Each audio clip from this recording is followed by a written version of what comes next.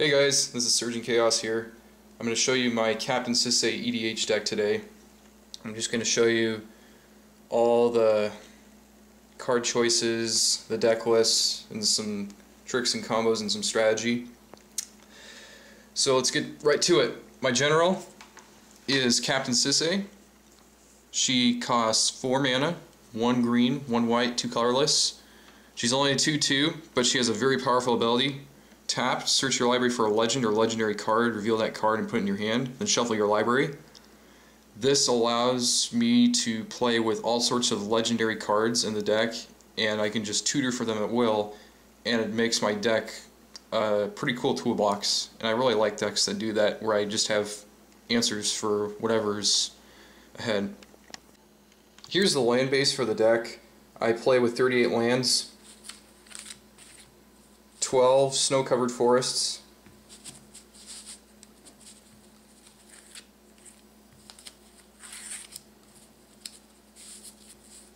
3 snow-covered plains, and the reason I run snow-covered is there's a reason behind this, and I'll get to that in a moment. Gaia's Cradle, probably one of the best cards in the deck. I tutor for it a lot with Captain Sisay. It provides a huge amount of mana. Okinawa Temple to the Grandfathers. Mistveil Plains, really good card. Provides a lot of excellent recursion with legendary permanents.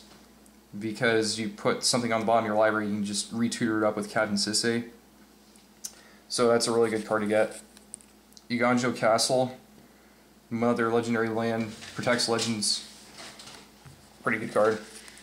Arctic Flats, pretty solid mana fixing, and it's a snow land. Brushland, just more solid mana fixing. Elfhame Palace, just more mana fixing I put in the deck. Horizon Canopy, Salt Crusted Steepy, Celestia Sanctuary, Sungrass Prairie, Sunpetal Grove. One of the cool things about ally colors is that there's a lot more mana fixing than there is in enemy colors, and that's really good. Temple Garden, Wooded Bastion, Floodstrand, Wooded Foothills, Crozen Verge, really good in green-white. You get a forest and plains. Core Haven, amazing card. It's legendary.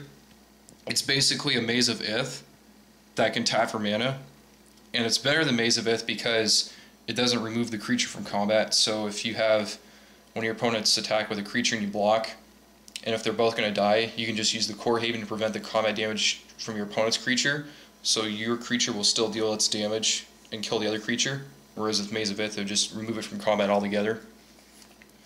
Mirror in the Moaning Well, great sack outlet. It's legendary. Gain life equal to the sack creature's toughness, and that's going to be very useful.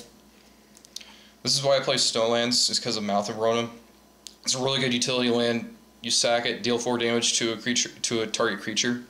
So really good spot removal. Strip Mine, utility land of choice in EDH. Nothing more can be said about this card because it's just really good. Gets rid of a lot of problematic lands for 0 mana, uncounterable. Viugazi, very good green-white, another utility land. Just makes tokens by itself, so it's more threat density.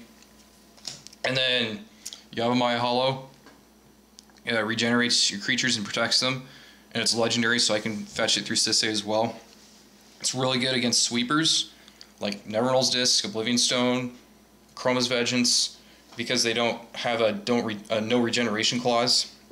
So it's really good for protecting creatures that you want to protect,